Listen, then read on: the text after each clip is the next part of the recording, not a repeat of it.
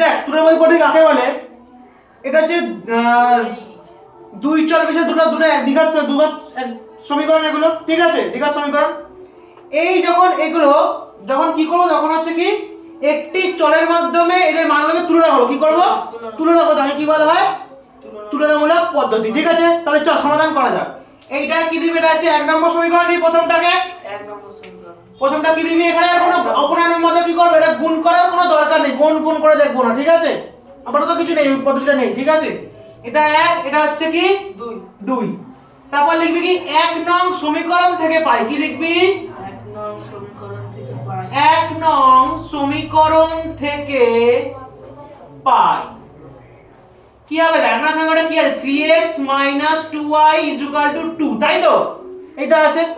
আমি নয় x কে এইদিকে রাখবো, নয় y কে এইদিকে রাখবো, যে কোনো একটাকে ওখানে পাঠাবো। যদি x কে এখানে রাখি তাহলে y কে ওইদিকে পাঠাবো, যদি y কে এদিকে তাহলে x কে ওইদিকে পাঠাবো। ঠিক আছে, তাহলে আমি y কে পাঠাচ্ছি, x কে এদিকে রাখছি, মান দিকে রাখছি। ঠিক আছে, তাহলে কি হবে? 3x 2 + 2y হয়। হ্যাঁ, বল যদি x টা 3 এর সাথে কি গুণে আছে, আমি ডান পাশে পাঠিয়ে দেবো, সংখ্যা রাখবো না, আমি খালি x কে রাখবো, তাহলে এই পাশে কি হয়ে যাবে? ভাগ হয়ে যাবে, নিচে থাকবো, তাই তো? হ্যাঁ কি না? তাহলে কি হবে?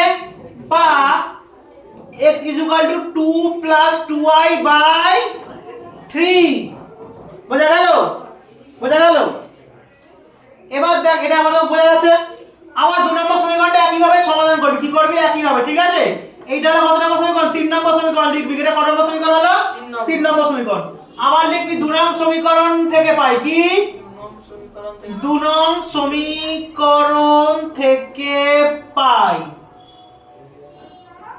ঠিক আছে, 2 নং সমীকরণে আছে কি? আছে 7x + 3y = 43। যেহেতু আমি একবারে x কে সরিয়ে দিলাম, আমাকে এরপরে আমাকে বাধা ধরা যে আমাকে x কে এখানে রেখে y কে সরাবো। ঠিক আছে, মনে থাকবে? তাহলে কি করব? বা 7x এদিকে থাকবে, তাহলে কি হবে? 43 - 3y ওদিকে চলে যাবে তো, বুঝতে পারলি? আর 7টা কি হবে? কি হয়ে যাবে? 7টা এবারে তোমার ভাগ হয়ে যাবে নিচে, তাই তো? বা x = কি হবে? 43 - 3y / 7। তাহলে কোন নম্বর সমীকরণ হলো? 4। এইবারে 3 আর 4 যাই পেয়েছি, 3 আর 4 কে তুলনা করব। কি করব? তুলনা করব। তাহলে তুলনা করব, তাহলে 3 কি লিখবি? 3 ও 4 নং সমীকরণ, 3 ও 4 নং সমীকরণ ক্লাস করাচ্ছি সমীকরণ তুলনা করে পাই। কি করে পাই? তুলনা করে পাই। হয়েছে? এবার কি করবি? আমার এই মানগুলোতে তুলনা করবি। জাস্ট কি করবি? যে বাম পাশে যদি এইটা লিখি, তাহলে ডান পাশে এই আর এক্সট্রা আপাতত বাদ রাখবো। ঠিক আছে, এই মানগুলো, এই মান যে মানগুলোতে পেয়েছিস x এর মানটা, তাহলে কি তুলনা করবি? তাহলে কি লিখবি?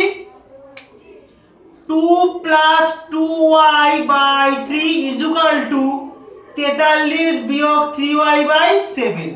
হয়েছে? এটা আছে x কে আমরা যে বাংলা পেয়েছি সেগুলো দিয়ে কাজ করলাম। এবার কি করবি? এগুলো কোণাকুণি গুণ করবি। কি করবি? এগুলো কোণাকুণি গুণ হবে তো? কোণাকুণি গুণ হয় তো? হ্যাঁ কি না? কোণাকুণি গুণ হয়। তাহলে কি হবে বল? বা 7 কে দিয়ে গুণ কর, 2 + 2y, তাই তো? এটা হয় তো? তারপর কি হয়? 3 43 - 3y, তাই তো?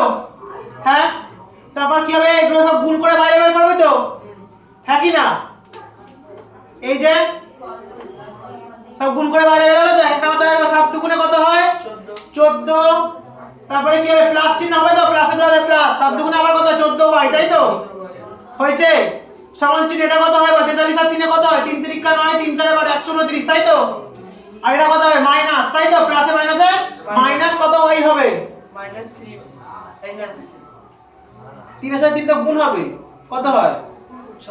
9x, এই 9 হয়, কত হলো? বোঝা গেল না? এখন বুঝতে পারিসনি বল?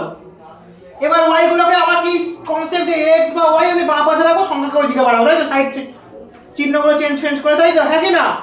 তাহলে এখানে 14y আছে, 9 এর এই পাশে কি হয়ে আসবে? বিয়োগে আছে, এই পাশে কি হয়ে যাবে? বিয়োগে আছে, এই পাশে যোগ হয়ে যাবে তো? হ্যাঁ, যখন এখানে যখন গুণে থাকবে তখন হয়ে যাবে ভাগ, যখন বিয়োগ তখন কিসে আসবে এখানে যোগ। কি হয়ে আসবে দেখ চেঞ্জ হলো, মনে থাকবে মনে থাকবে বিয়োগের ছিল কি হয়ে এই পাশে এলো যোগ পাশে বসলো, ঠিক আছে। তারপর বল এখানে 129 বল, তাহলে 14 তাহলে কি হয়ে যাবে এই পাশে বিয়োগ বিয়োগ হয়ে 14, তাই তো। 14 আর 9 কত হয় বল, 14 আর 9 কত 25, তাই তো 25 হয় তো না 23, কত 23y ইকুয়াল টু কত হয়, এটা বিয়োগ করলে কত হয় 5 1 115, তাই তো। বা তাহলে y ইকুয়াল টু কত হলো 115/23, 5 দিয়ে যায়, হ্যাঁ 5 দিয়ে। তাহলে y এর মান আমি পেয়ে গেছি 5 পেয়ে গেছি, y এর মান পেয়ে গেছি, y এর মান আমি পেয়ে গেছি। এবার যে y এর মান আমি যে কোনো সমীকরণে পুট করলে পেয়ে যাবো তো হ্যাঁ x এর মান, হ্যাঁ কি না, যে কোনো সমীকরণে পুট করলে পেয়ে যাবো। তাহলে কি লিখবি y এর মান কোথায় বসাবি বল, কোন সমীকরণে বসাবি 3 এ বসিয়ে দে, হ্যাঁ 3 এ